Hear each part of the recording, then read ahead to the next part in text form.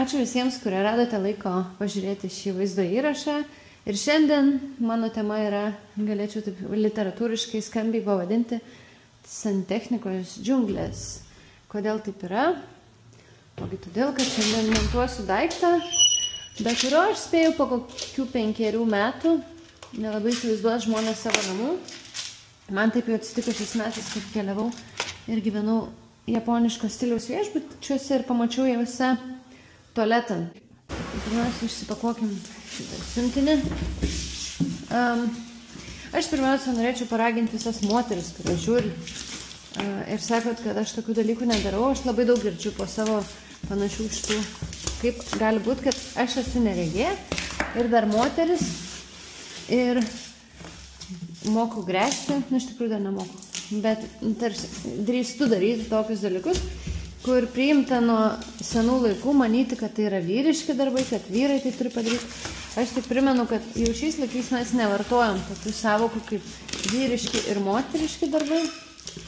Viskas priklauso nuo mūsų motivacijos, kodėl man tai svarbu daryti. Tai mano motivacija yra paprasta. Man tai yra ir smalsu, ir kartu iš tokių praktinių sumetimų. Viskas čia yra. Kaip uždėti šitą tūliką ant dangčio? Reikia paimti šitos varžtus, sukišti skylės. Šiaip šitie bėgiukai yra sukami ant šito dalyko. Bet čia tarpinės yra, jo, ir dar tarpinės reikia užmauti. Aš dabar gal, ne, čia ne šitaip, reikia statyti va šitaip. Tada čia. Taip. Nes tas tūlikas pagal turi būti kuo giliau. Tada paimkim, dabar galvoju, tarpinę reikia šitaip gal statyti. Va šitaip. Taip. Užsukta, nejuda ir nešamės šitą didelį daiktą. Ir tiesiog jį just paprastai paimi. Labai didelio plunksno čia nereikia, užmauni. Na ir štai žiūrėkit, gražiai. Tūlikas kaip čia buvęs. Dabar va čia yra, nežinau, ar matysis tokia skylutė. Ir galime iš karto įdėti ant nukvapinimo. Deodorizer. Nusmarvinimo. Filtrą, aš neatsimenu, kurį karlį ištraukiu. Toks mažiukas daikčiukas ir atrodo, ką aš čia gali padaryti? Vargšelis. Bet žinokit, tikrai gali. Iš patirties galiu pasakyti, kad gali. Reikia tik, įkišau. Tai va, nu ir ką, liko paskutinis dalykas. Ką čia padaryti yra jį pajungti. Viskas labai paprasta. Va, matot, šitas yra vienoks, šitas yra didesnis. Tai čia santechnikos ta magija yra, kur 1000 skirtingo plonumo ir storumo vamzdžių storių. Tai va, čia šiaip yra į vidų įkišta tarpinė, tai nieko net nereikia daryti. Taigi mes, štai paimsiu aš žarnos vieną galą žarnoko. Šitą vat paimėt, tiesiog simpliai ir įkišat. Ir tas, va šita spiruoklė, jinai turi būti išlindus. Ir va, aš galiu va čia traukinėti ir neatsitraukia. Ir vanduo per ją neprasisunks, tarpinė yra. Viskas čia su tuo gerai. Šiaip, ką dar pamiršau padaryti, tai reikėjo daryti iš naujo.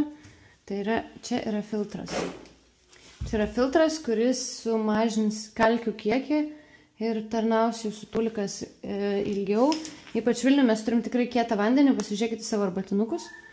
Tai prisukim šitą filtrą prie čia. Aš jau čia buvau iš tikrųjų pasispaudus pauzę, nenorėjau pasilochinti ir ką čia daryti. Šitie filtriukai šiaip nėra brangus, nepigus, maždaug 10 eurų vienas, kartą į pusmetį keisti. Tai aš ką dabar padariau, tai užsukau kranelį, kad nebėgtų pra čia. Man reikia 2 gerų dalykų kol kas. Tiksliau 3 net. Tai yra žirklės, veržliaraktis ir puodas. visokių nesąmonų pilna. O, drožlės. Taip, tai iš karto reikia pastatyti po šituo puodą. Tada man reikia žirklių. Nes matot, kiek čia tos žarnoko liko. Tikrai tiek nereikia. Nu, užteks kol kas tiek. Ir drąsiai nukerpam žarną. Tai dabar, kaip rodžiau prieš tai, užkabinsim štai šitą. Ir kaip jau sakiau, tas turi būti taip, kad patampom ir kad jisai nenukristų, nes jeigu jisai išsiraus iš jūsų pirštų, tai nebijokit, kad jis išsiraus ir iš spaudimo vandens. Taip, tada man dar reikia to trišakio. Ir sužiūrėti, ar čia bus tarpinės.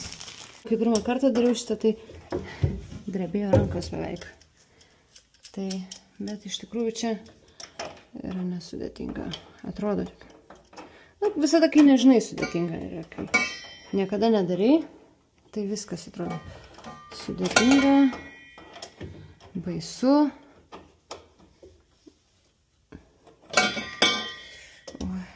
Trūksta vietos čia. Nors ir mano ploni pirštai, plonos rankos. Bet su vieta čia. Čia yra žarna, krano, maištuvo. Tai va, čia jau duotas tas trišakis. Tai čia, kur skamba šitą veržlytę, įstatykim tarpinę ir užsukti ją reikia ant štai šito. Nežinau, čia labai sunku padaryti, kad matytųsi. Paim kažkokią pozą.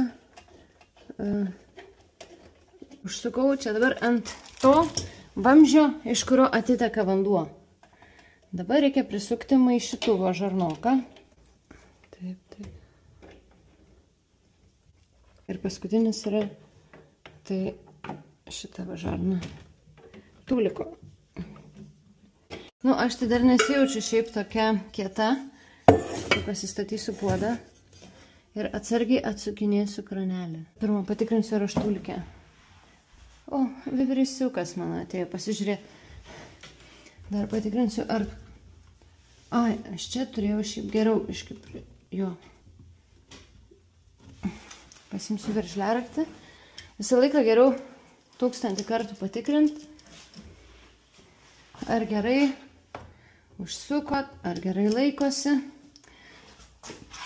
Negu paskui valyti vandenį. Nu, čia gerai, dar kartą patampam už žarnos.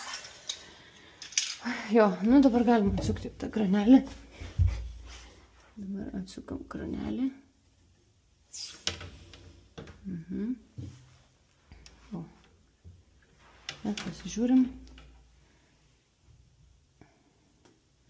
Čia kol kas atrodo viskas kaip ir blogai. Dabar reikia jungti į rozetą. Jungiam. Na, ir žiūrėsim, kas bus.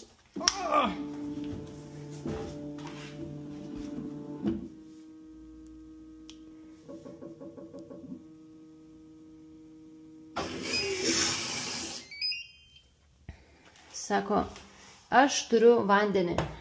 Aš tikrai neabejoju, kad visi supratot, kad čia tikrai nėra sudėtinga tokius darbus daryti.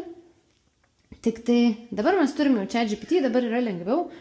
Ar matant, ar nematant, iš tiesų čia net nėra labai didelio skirtumo, nes kaip minėjau, aš kalbėjausi su moterim, kurios sako, ne, aš tai tokių nežinau, nedarau, bijau, nenoriu, negaliu, bet kaip ir sakiau, čia yra motyvacijos klausimas. Ačiū visiems, kuriems nepritrūko kantrybės peržiūrėti visą video. Susitiksim kažkada kitą kartą.